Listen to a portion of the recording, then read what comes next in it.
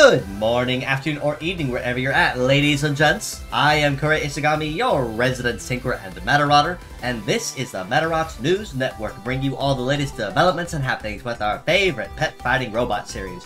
Now, as we crest into week 2 of the summertime party time fun, a good chunk of what we were to kind of expect and see coming was already kind of anticipated. Pearly coming this week as the twin to the Tan Gyaru Likitan. I did minorly mispronounce that last week. That is my mistake due to translation error. But we do have a handful of other brand new things that are incoming as well to kind of spice things up and keep things exciting right as we crest into the latter half of the summertime fun as we prepare into next week into preparing for the 4.5-year anniversary of Medarot S. But with that being said, let's go ahead and jump right into what was officially announced for this week in particular to focus on the highlights of what people can expect. Starting, of course, with the Gacha banners, we have 2 brand new models and 1 returnee joining us this time around. The first brand new model joining us that we've kind of already expected, like I said, is SWS01 Fair Pearly, the pasty white seagull type gyaru DJ, with the kit of precognition, anti-air, tornado, flight legs, and the leg ability of Mariner. In addition, we also have an introduction of a brand new Spotlight model that will be joining the game permanently and finally coming out of the NPC Purgatory, and that is GFS0 Goldfin, the goldfish type, with a kit of Super Repair, Double Charge Repair, Sea Legs, and the leg ability of Charm. And then, last but not least, much like we had last week with the original of Anime Metubi, we also have KWG01 Rokusho A joining the banners this week as well, with Radar Sights A, Sword A, Hammer A, Biped Legs, and the leg ability of Voltage. I will go into more information on why Rokusho A is here as well, but likely it's essentially just the same reason as last week to celebrate the anniversary of the anime airing. But that is particularly the only reason that he's showing up and not really anything else pertaining to the event. But as a friendly reminder, since I do have it and I'm talking about it, for anyone that does want to try to push for Metubi A or Rokusho A, and the Gyaru twins don't really tickle your fancy, that's 100% fine. Just a friendly reminder that the anime banners will be sticking around until 7/18, as you see here. So if you missed them the first time around, or you want to try to collect on one that you missed or did not collect completely, this is your golden opportunity to do so. One other thing to mention is that we do also have a couple of boosted rates that are going live as well with these banners this week. The first of which is everyone's favorite King Squid type KNG0 Abyss Crater, with Missile, Double Sacrifice, Sea Legs, and the leg ability of Aim. Additionally, we also have the iconic Fish type to kind of round out the summertime party time fun at the beach here, PSC0 Pisces, with Field Control, Double Charge Drain, Sea Legs, and Straight.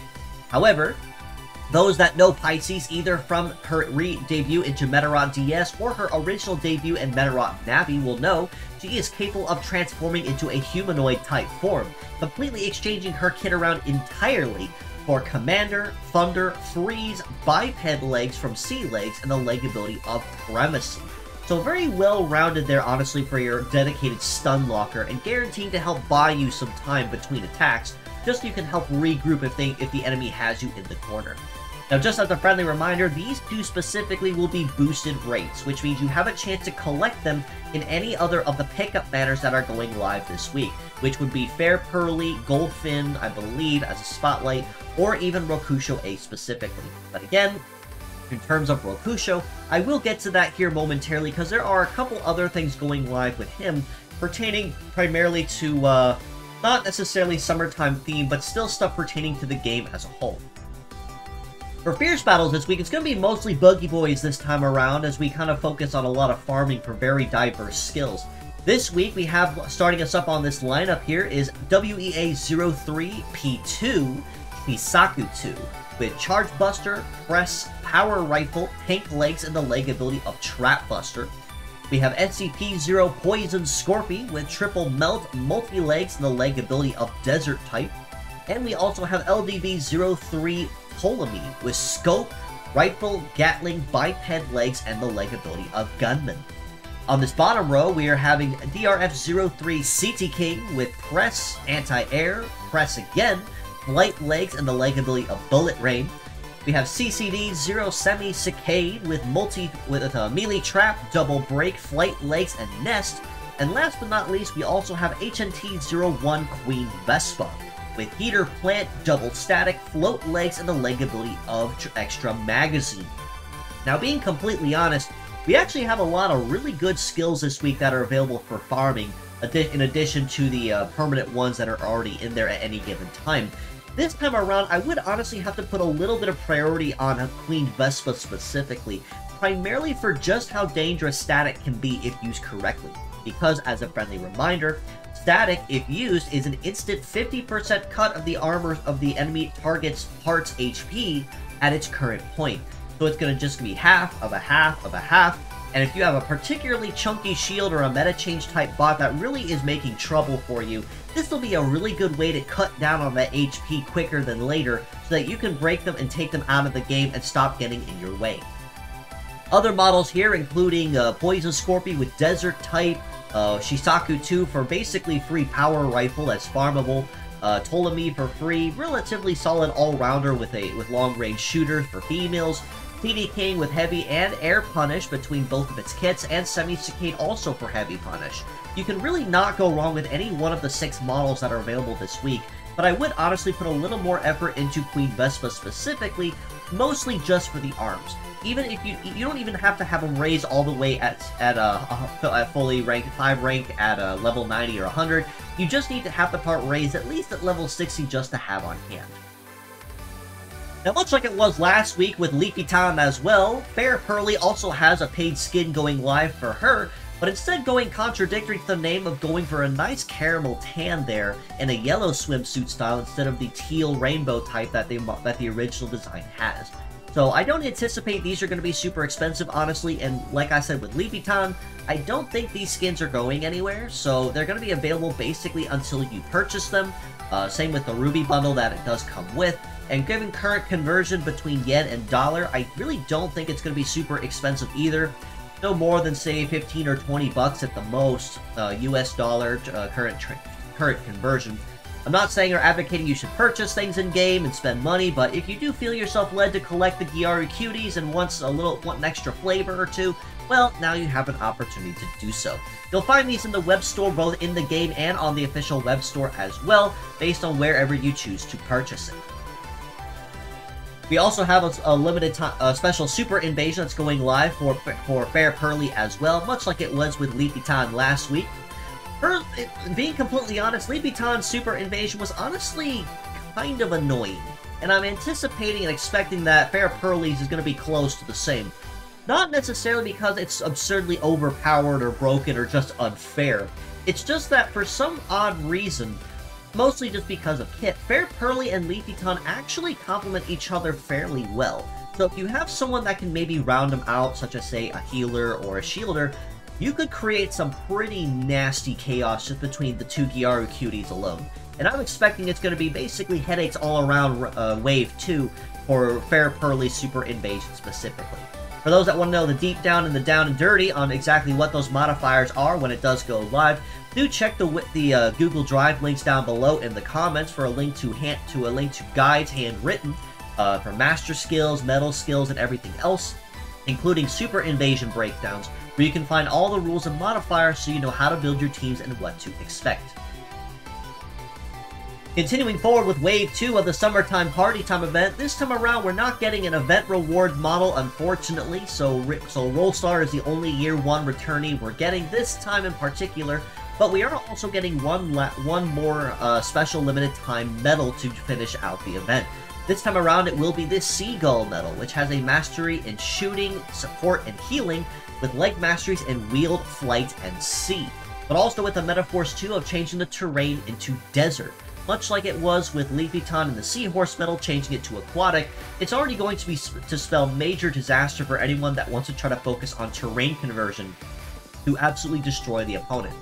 Additionally, we can also earn more limited time gacha tickets and other limited time resources, as you see here. So this is mostly just going to be the regular pool, plus boosted raids for a handful of models that did also get boosted raids in particular through this week. So nothing really special in particular, but extra pulls in a gacha banner are always, and free no less, it's always going to be an openly welcome. So do make sure that you collect those as well through the time of this event.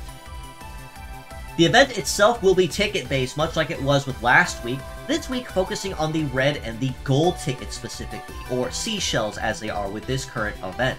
And just as a friendly reminder, because it is ticket-based, part bonuses now stack. So if you use, say, pure fair Pearly and for a gold bonus, well guess what? That's a +3 per part, or a +12 total for pure set fair Pearly on the team. For red ticket bonuses, as you see here, Abyss Greater and Pisces will give you that +3 per part each, +2 for Momoiro Maple, Fancy Ale, Pom Pom Mate, Dead Pile, or Marie Crown, basically anyone that has a PvP skin this week, and a +1 for any of the Fierce Battles respectively. For the Medarotters and red bonuses, +3 for SR rank Megumi or Nozomi this week, +2 for SR rank Arase. It'll be +2 red bonus for the R rank version of Megumi or Nozomi, and a +1 for the end rank of either of them, or either rank R or N of Arase. Much like it was last week, Arase is definitely not getting the attention this time around. It is going to be mostly Ladies Week, as we focus on a lot of summertime fun. For the gold bonuses, as I said, Fair Pearly will give you that +3 each, while Leafy Ton from last week's silver bonuses will give you a +1 each per part.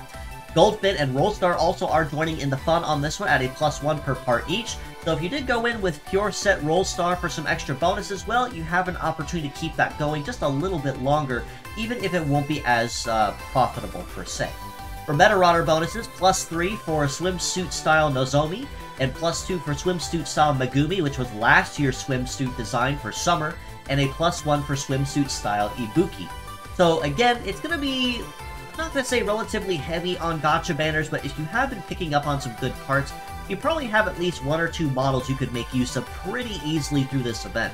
But as a friendly reminder, Medarotters will almost always give you consistent bonuses, so if bots don't interest you, always be sure you try to go after them instead. Now, to kind of round out stuff in terms of what to expect with game-based stuff, like I said, we are seeing Rokusho A officially hit the scene once again for a limited time. Both he and Meta BA, both anime variants, will be sticking around until 7/18. So roughly about a week and a half from today, those banners will be live, or only a week for Rokusho, unfortunately. So if either the Gyaru cuties don't really catch your appeal, you absolutely, and I'm going to very strongly emphasize this, you definitely do not want to miss either of the anime models, both if you can collect them, because they are incredibly common in current competitive meta, and both of them are just so stupidly good that I really just can't emphasize compared to any other collab model that we've had up to this point. These two are ones that you most certainly do not want to miss if the current event doesn't catch your interest. You will also see boosted rates for both Pisces and Abyss Greater in Rokusho A's banner, so you still have a shot at either of them while you're going after the Stag Beetle Ronin himself. Additionally, much like it was last week getting Kuji's special limited time Super Invasion, we are also getting Karen's Super Invasion this week as well, featuring a spotlight on all of the nurse-type models that we've had up to date, joining the scene for a very powerful round of limited time Super Invasion. One last thing to note as well that was mentioned, according to this week's broadcast, is that there will be no new episode, not this week, but next week. So it will be a week lull where there's going to be no anime aired on the official channel, but I do believe they said very explicitly that they have some rather big news leading up to the anniversary of the 4.5-year anniversary of Medarot S. So I am expecting we're going to be seeing some really powerful and really good models that week as well, as we crest into celebrating just another milestone of how far the game has come. On the community front, we are always looking for translators to assist us with any current projects or endeavors.